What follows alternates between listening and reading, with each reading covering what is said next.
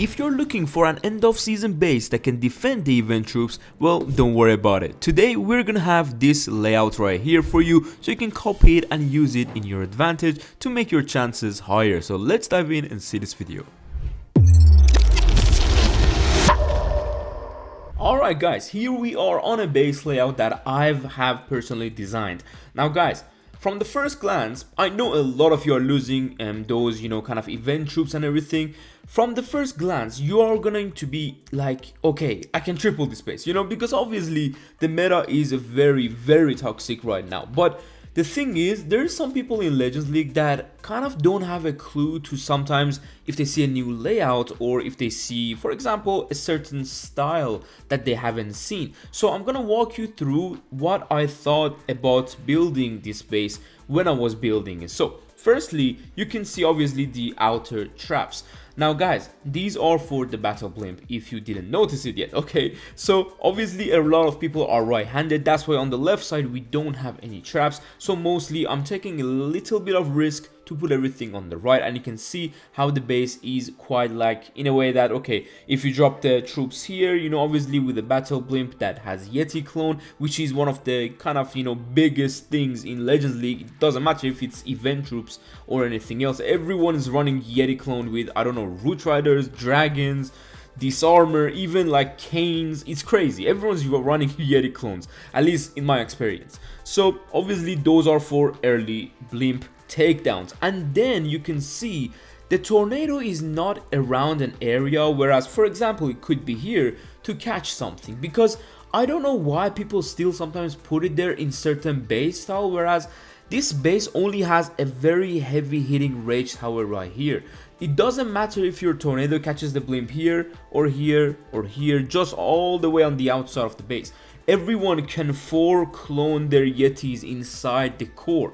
Like, this is something that I don't understand with a lot of bases and the way people trap them. So my whole entire mindset about trapping this Yeti clone is a tornado in the middle with spring traps. This means I'm gonna let the attacker reach the town hall, clone backwards, no matter if they're going from this angle or a very further type of angle. So once they do, this is where there is two scatter shots that are raged up and also a kind of tornado with a giga bomb and multiple spring traps to be able to handle the damage. And notice the tornado here from this angle of the base is going to kind of spin the Yetis around and away from these defenses. This means these defenses will stay up if this happens. Obviously this is Legends, this is all kind of calculation in the mind. It could not sometimes happen in the attack. Maybe if 3 people attack this with the same exact approach, with the same exact clone, they will get 3 different values. So that's how Legends is. It's just hiring your chance of getting a defense. Obviously I will show you my defense log and some replays as well, but generally this is where I thought people would attack from, obviously because of the sweepers also pointing towards that core. So kind of making that top side, especially with a very deep town hall area, harder to attack with the dragons to dive into the base. So everyone attacks from opposite side of the town hall, which means you have a high chance of defending, because then you can see the back end. We have a spell tower, we do have a heavy hitting Tesla farm, skeleton traps, bombs, and major defenses. And that's basically the whole idea of this, obviously. And you can see even from the far side, if you attack with dragons, the clan castle is going to be quite, I would say, harder to reach and later to reach, and I will give you the clan castle combination in those replays. At the same time, you're diving into 2 fire splitters, as you can see. So there's things that this base can do that not a lot of people might be used to it, if you know what I mean. So that obviously makes your chances higher and higher. Obviously from the giant arrow, usually people love to drop it on the 3 or 9 area, which that's why we got these defensive kind of event troop to try to kind of hurt the queen, or at least scare the attacker off a bit, because obviously if they drop the queen another area, there's always an expo or an enemy hero or monolith or something that is gonna hurt the queen. That was the entire idea idea of this base. So we're gonna dive into some replays and see what this base did in action. Obviously there are certain things that I'm gonna explain in the replays,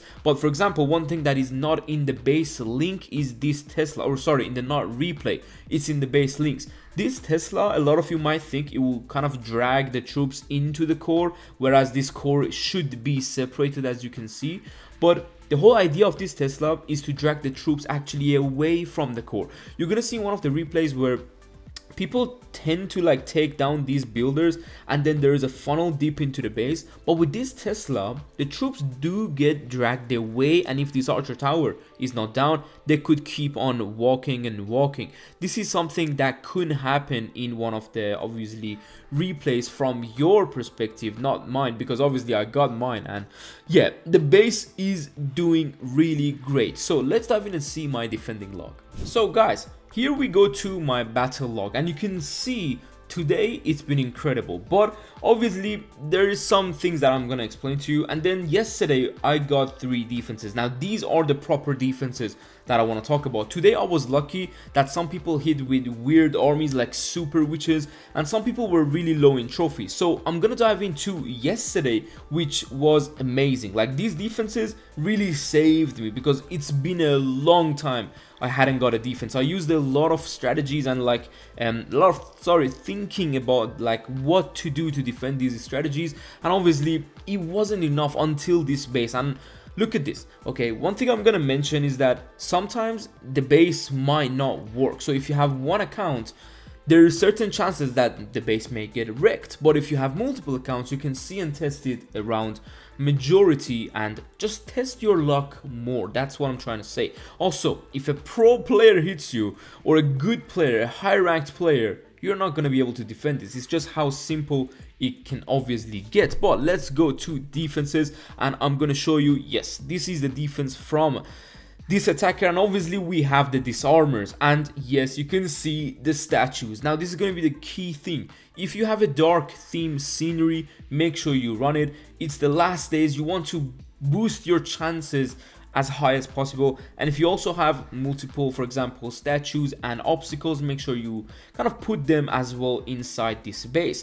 Now one thing a lot of you might have asked is that why do I have this giant and P.E.K.K.A right there in middle and in front of the monolith? And it's quite simple, just because they can slow down the rest of like the attack of the enemy. Because if you have these a bit separated, they can help from different aspects. But in this case, we do have monolith, and then you can see like the heroes that can really annoy them. Now look at this core and how spread out it is. You can see if you don't funnel, you are not going to be ending up in a good area of the base. So the whole point is to try to catch those players that are a bit, you know, not thinking too much, not like they're just spamming, you know, like there's so many players out there in Legends that are doing that. Like a lot of you watching this, maybe you're not even in high Legends, you're in mid or low Legends. This base will definitely help you out a lot, because there's a lot of players who just want to get their attacks done, who just want to go into the base and get it done with. And you can see we do have a Furnace. 2 Ice Golem, 1 Furnace, and 1 Headhunter is going to be the key clan castle for you guys on this specific base. So you can see how close this is going to be for a 1-star, but the Yeti might end up getting the Town Hall, and we still got our own personal disarmor to defend, and the Furnace is still going. So obviously some people say super dragons are better, but it's just base depending, because on this base, by the time the super dragon comes out, well, something gonna happen, and it's like it's not even going to go for the disarmers, it's going to go for the Yeti clones or whatever. It's kind of going to the core a bit late, if you know what I mean. So obviously this was our first defense. Let's move on to the next. Alright guys, here we are on a royal champion charging 2 dragons. There's certain exact army that is super toxic, and everyone can really get quite a lot of value with it. But you can see how the base is set up. It's really tough to find a good spot for RC, because I've seen people RC charge a Town Hall. It's too toxic for that, and at the end of the day you might actually pull the clan castle for that, so it's not really a good thing for the dragons. And you can see how this both side approaches. I put some certain giant bombs and traps. so they can hurt the fox. So they're going to lose the fox early on once they're going into the base. So let's see what this attacker does. Obviously, notice you can see the difference and the distance between the monolith and the outer defenses. This distance alone is going to be the key to sometimes catch the attackers from doing those RC charges. Now, obviously you can see this is why certain things is placed around where it's placed. It cannot help the attacker too much. We have the minion prince and the king that are in front of this, you know, kind of cane troop, and it's really not that hard to get through. Obviously you can see going through that top side. Obviously this guy didn't want to kind of, you know, just risk it and go for the opposite side, although we do have two, you know, sweepers, but he tried to go and take down one of them. It didn't work out because they're not really centered like the air sweepers. They're placed in a way not an average player can take those sweepers down easily. So it's just, as you can see, giving and giving and giving higher chances to defend against certain things, certain little things that could be effective. Now obviously the single inferno will soon lock onto the queen if he doesn't do much. Notice the rage tower going off. Obviously going behind two of these spitters is one of the things that, okay, it's not going to be really good for the base perspective, but notice the dragons could go around the base and then be inside, of course, that well, range of the fire spitters. He trying to keep the queen alive, but obviously we got way too much of this base left and he doesn't have much, I would say, like really heavy spells. It's just invisibilities that he cannot do much with them. And now the dragons are going to go inside the, you know, fire spitter range, and this is where the core shines. You might be thinking, why do we have two expos in the core and they're ground? Well, there is a certain thing that I'm going to tell you, and these expos are when there's those ground troops just going around the base. All the core has to hit them, like they can hit them.